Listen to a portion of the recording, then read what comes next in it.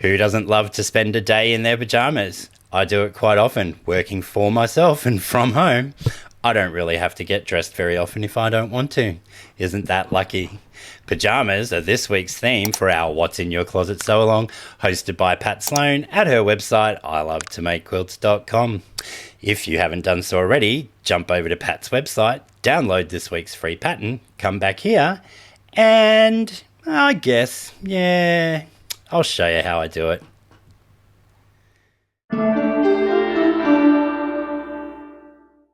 Nice simple block again for us this week, folks. It's simply a bordered 9 patch with some decorative bow ties in the corner.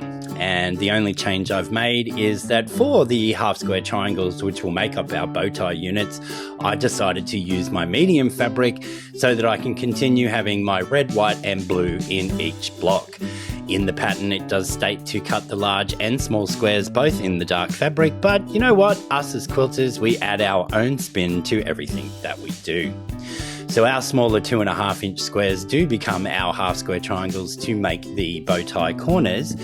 And to make the half square triangles, we're going to draw a diagonal line on the back of our background squares. We're going to match that right sides together with the medium fabric in my instance, or the dark fabric that matches that same 2.5 inches if you're following the pattern verbatim. We're then going to take those to the machine and, you guessed it, we will stitch 1/4 inch on each side of that drawn line. Now, a little bit of a trick that I haven't told you about that I do employ when I'm making half square triangles, just so that I can ensure that I have enough wiggle room to trim down, is I do not even a scant 1/4 inch, but I move my needle over by 2 or 3 positions so that I've got a very narrow gap. I don't have exactly a 1/2 inch between mine, I have less, and that allows me to have enough wiggle room for when we come to trimming down once these are sewn on each side of the drawn line.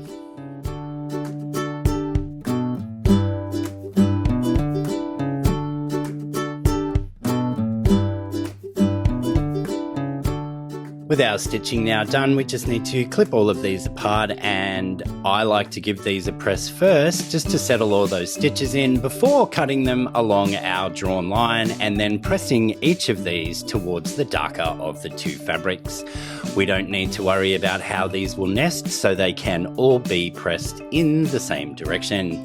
Once we've gotten that done, we will then get ready to trim them down. And through the magic of television, all 8 of our half square triangles are now pressed to the dark side. We could have used the 8 at a time method to make these, but I didn't think that far ahead when I was planning to do this. So, with all 8 of those now done, we just need to trim them down. And once again, you can see I have my makeshift block lock here, which makes trimming down a breeze.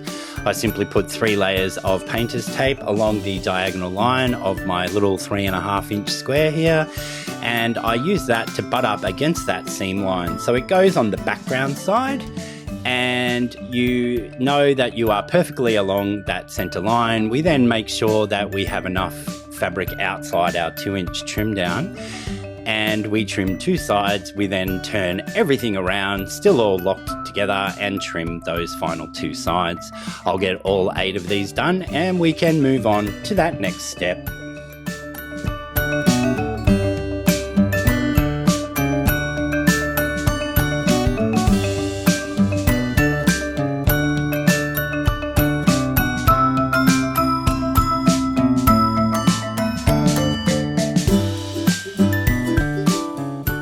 We could have used a rotating mat while trimming down those half square triangles, but because I only have a large rotating mat and they were such a small piece, I didn't see any need to bring that in. And because that painter's tape locks against the edge of the pieces, it's easy to just rotate those around as they are.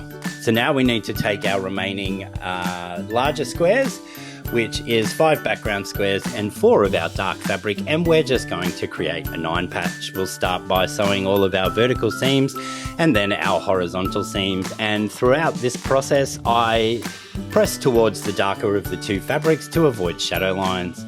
Although grunge is thick enough that those shadow lines don't occur, it's just a good practice and that mantra that us quilters have to press to the dark side.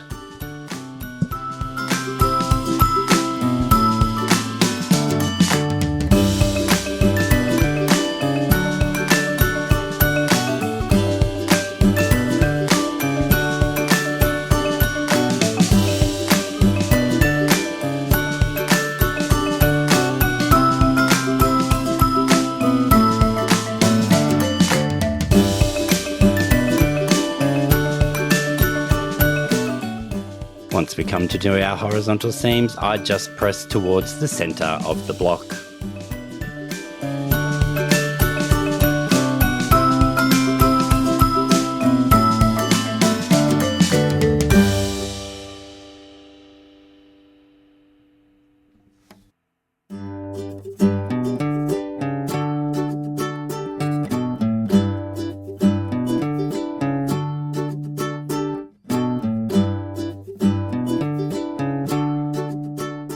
With our 9-patch centre now constructed, we need to take our rectangles of our background fabric and our half square triangles, and we're going to create the frame or the sashing for that 9-patch block, which will sit in the centre.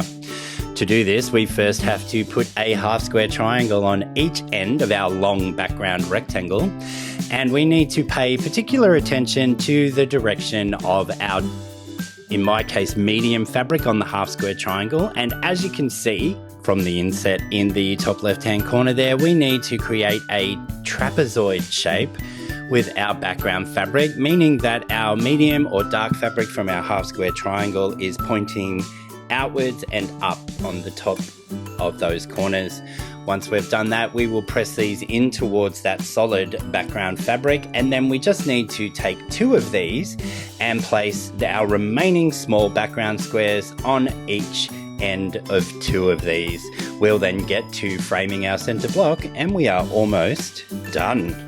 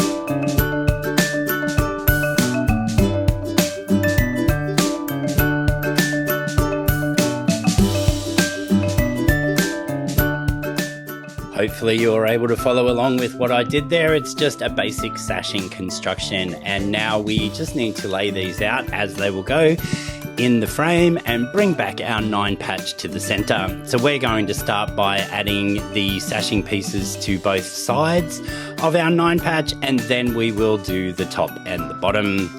Throughout here, I think I press out towards the sashing, but we'll see when we get there.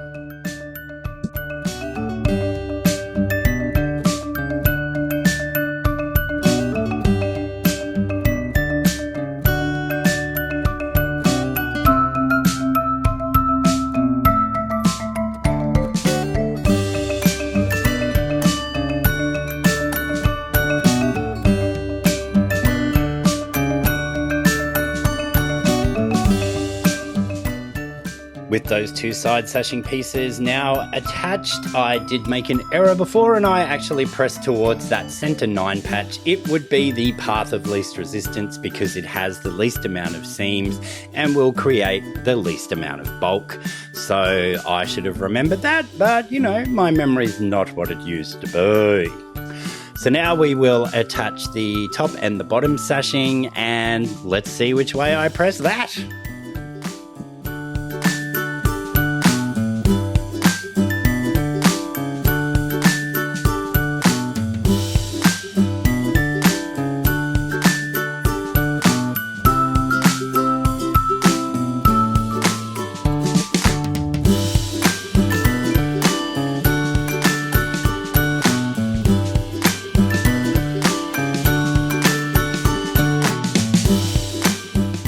Now that we have attached our last 2 pieces of sashing or framing, I am pressing those in towards that center 9-patch as well. It doesn't look like it, but you would have seen that I actually flipped that down. And with those 2 seams done, our block for this week is finished.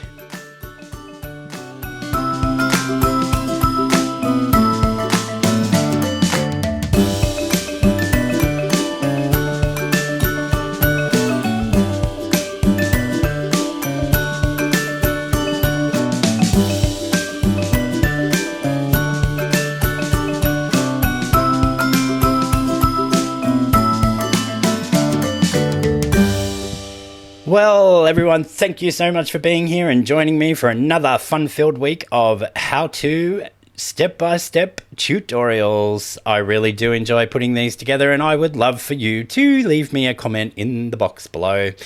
It really helps me out, and it's a great way of engaging with you all. Also, while you're there, put the little thumbs up for me, will ya? There's a treasure. Subscribe if you haven't already done so, and tickle that little bell icon to be notified of all my future releases. I will see you all again real soon. Bye for now.